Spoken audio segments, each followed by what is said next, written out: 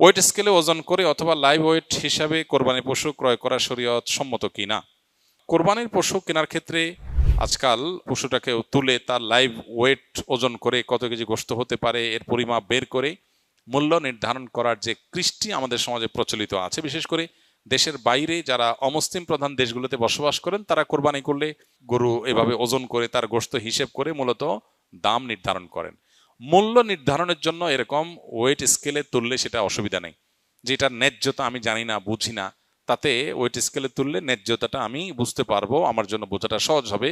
আমি কিনতে গিয়ে অতিরিক্ত দামে বেশি দামে কিনে আমি লুজার হয়ে যাই, সেটা তো ইসলাম আমাকে বলে না। ন্যায্য মূল্যে তো আমি কিনবো। তো এই ন্যায্যতা নিশ্চিত করার জন্য ওয়েট স্কেলে তোলাতে কোনো অসুবিধা নাই। কিন্তু যদি এটা আমার আসলে কমার্শিয়াল হিসাব নিকাশের জায়গা থেকে এটা হয় যে আমার লাভ হলো না লস হইলো, কত টাকা লস হইলো কত টাকা লাভ হইলো, এই সমস্ত হিসাব নিকাশ থেকে করলে কোরবানির উদ্দেশ্যকে ব্যাহত করবে এবং এটা কোরবানির সাথে সঙ্গতিপূর্ণ হবে না। তাহলে বিষয়টা নিয়তের উপর নির্ভর করে যে নিয়তটা আসলে কি। অনেকে কোরবানি পশু ক্রয়ের ক্ষেত্রে কম দামে বেশি গোশতের সন্ধান করেন, যেখানে উদ্দেশ্য হিসাবে গরিব মানুষকে বেশি বিতরণ করাকে প্রাধান্য দেন। এক্ষেত্রে শরিয়াত মতামত কি? আপনি কোনো গরু বা কোনো পশু কিনে লস খেয়ে যান, ধরা খেয়ে যান, শরিয়ত সেটা বলে না। আপনাকে বলে নাই এটা কিনে আপনাকে লস খেলেও আপনি সওয়াব পাবেন, এরকম বলে না। আবার বেশি গোশত হতেই হবে যেন গরিব বেশি পায়, সেটার জন্য আপনি চেষ্টা করলেন, নিয়তের দিক থেকে এটা খারাপ কোনো নিয়ত না।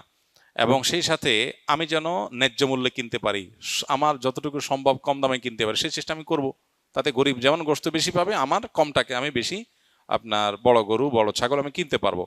এই বিষয়গুলোকে মাথায় রাখলে মূলামূলি করা, কম দামে পড়তা বেশি পড়ে সেরকম পশু কিনা এটা কোনো নাজায়েজ কোনো বিষয় না, সেই চেষ্টা তো করাই যাবে।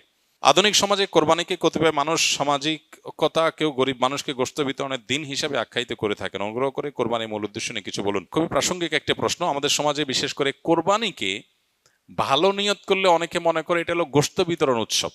সন্দেহ নাই, কোরবানির একটা গুরুত্বপূর্ণ আমল হলো ফাকুলু মিনহা ওয়া আত'আমুল কানিআ ওয়াল মু'তার, ফাকুলু মিনহা ওয়া আত'আমুল কাবাইসাল ফাকির। আমরা দরিদ্রদেরকে দান করব কোরবানির গোশত, এটা একটা আমল, সন্দেহ নাই। কিন্তু এটাকেই কোরবানির মূল উদ্দেশ্য বানিয়ে ফেলেছি আমরা আজকাল। কোরবানিতে যে ত্যাগের মহিমা আছে, আল্লাহর নির্দেশের সামনে নিজের ইচ্ছাকে কোরবানি করার শিক্ষা আছে, এর সূচনাতে যে শিক্ষা আছে ইব্রাহিম আলাইহিস সালাম থেকে নিয়ে এবং এখনো পর্যন্ত সেই যে শিক্ষাটা আছে সেটা অনেক সময় আমরা ভুলে যাই, যেটা আমাদের কোরবানির যে আসল উদ্দেশ্য সেটাকে ব্যাহত করে। ঠিক একইভাবে কোরবানি সামাজিকতায় রূপ নিয়েছে অনেকের ক্ষেত্রে। চক্ষু লজ্জা, মানুষ কি বলবে, আমার পশুটা কত বড়, এটা জাহির করা একটা প্রবণতা এসে গেছে। এটাও দুর্ভাগ্যজনক এবং অনাকাঙ্ক্ষিত, হওয়া উচিত না। ইমানদার কোরবানি নিবেদন করবে আল্লাহ তাআলার কাছে। পাশাপাশি কোরবানি এর পশু এটা প্রদর্শন করে বেড়ানো, বিশেষ করে বাহবা নেওয়ার জন্য এবং অন্যদের থেকে নিজেকে শ্রেষ্ঠ প্রমাণ করবার জন্য, এটা তো একেবারেই ইখলাসের সাথে অসঙ্গতিপূর্ণ বিষয়। বাকি ছেলেদের, কিশোরদের আপনার কোরবানিকে ঘিরে আনন্দ, পশুকে ঘিরে আনন্দ এবং সেটাকে নিয়ে সামাজিক যে উৎসব মুখর পরিবেশ তৈরি হয়, সেটার ভালো দিক হলো এটা ইসলামিক একটা কৃষ্টি, একটা কালচারকে ডেভেলপ করে, একটা প্রতিষ্ঠিত করে সমাজে। এটার ব্যাপক প্রতিষ্ঠিতি এবং প্রচার, এটা ভালো দিক আছে এবং সেটা অবশ্যই গ্রহণযোগ্য হতে পারে একটা লেভেল পর্যন্ত। কিন্তু এটা যদি রিয়া বা লৌকিকতা পর্যন্ত, বিশেষ করে প্রদর্শন ইচ্ছার দিকে চলে যায়, তাহলে সেটা অবশ্যই অনুচিত কাজ হবে এবং সেখান থেকে আমাদেরকে ফিরে আসতে হবে। কোরবানি পশু ক্রয়ের অথবা জবাইয়ের আগে তার গোশত বিতরণ নিয়ে আলাপ বা চিন্তা করা যায় আছে কিনা, কোনো অসুবিধা নাই, এটা মন্দের কিছু নাই। বিশেষ করে কিভাবে পরিকল্পনা করবে, কোথায় বিতরণ করবে, এগুলো আলোচনা করা তো ভালো জিনিস। ভালো কাজের পরিকল্পনা করাও ভালো, সে দৃষ্টিকোণ থেকে খারাপ কিছু না। এগুলো নিয়তের উপর নির্ভর করবে। ফরজ গোসলের সুন্নাহ সম্মত সঠিক নিয়ম কি? কারণ গোসল ফরজ হলে শরীরে বা কাপড়ে কোথাও নাপাক লেগে থাকলে সেই অংশটাকে আগে ধুয়ে ফেলা, ভালো করে ধুয়ে নাপাকটা দূর করে ফেলা। লুঙ্গিতে কাপড়ে কোথাও থাকলে যে জায়গায় লেগেছে সে জায়গাটাকে ভালো করে ধুয়ে ওই জায়গাটাকে আলাদা করে আগে আলতো করে ধুয়ে ফেলা, কাপড়ে লাগলে কাপড়কে। এরপরে দ্বিতীয় যে কাজ হবে সেটি হলো উত্তম রূপে অজু করা। এখন নাপাক যেটা ধুইতে বলা হলো, এটা যদি কারোর কাছে চিহ্নিত না থাকে তাহলে সেক্ষেত্রে পেরেশানের কোনো কারণ নেই। যদি চিহ্নিত থাকে, চেনা যায় কোন জায়গা নাপাক, তাহলে সে জায়গাটা ধুয়ে ফেলা। আর যদি হারিয়ে যায়, মিশে যায় অন্য সাধারণ জায়গার সাথে, কাপড়ের সাথে, তাহলে তো কিছু করার নেই। এক্ষেত্রে দ্বিতীয় কাজ হবে হলো অজু করা, উত্তম রূপে অজু করা। অজুর ক্ষেত্রে 2 হাতের কবজি 3 বার ধুয়ে 3 বার কুলি করে নাকে পানি দিয়ে, কুলিতে গড়গড়া করে কুলি করা, এটা ফরজ গোসলের সাথে সংশ্লিষ্ট গুরুত্বপূর্ণ একটা বিষয়।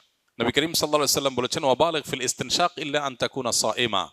তুমি যখন গোসল করবে ফরজ গোসল, তখন তুমি ভালো করে গড়গড়া করে কুলি করবে, নাকে পানি দেওয়াটা ভালো করে নাকে পানি দিতে হবে।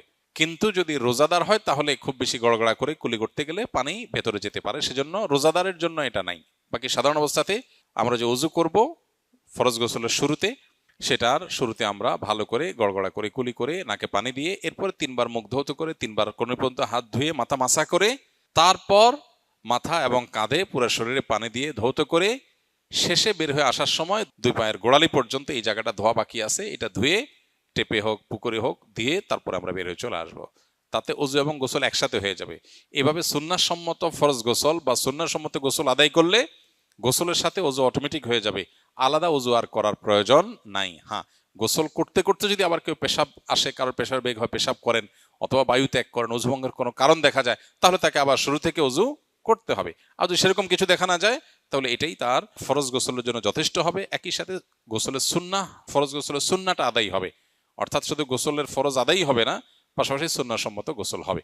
এক্ষেত্রে লক্ষ্য রাখতে হবে শরীরের কোনো জায়গায় যেন শুকনা না থাকে, প্রতিটা পশমের গোড়া পর্যন্ত যেন পানি যায়, সেটা সর্বোচ্চ খেয়াল রাখতে হবে। আসুন্নাহ ফাউন্ডেশন, উম্মার স্বার্থে সুন্নাহর সাথে।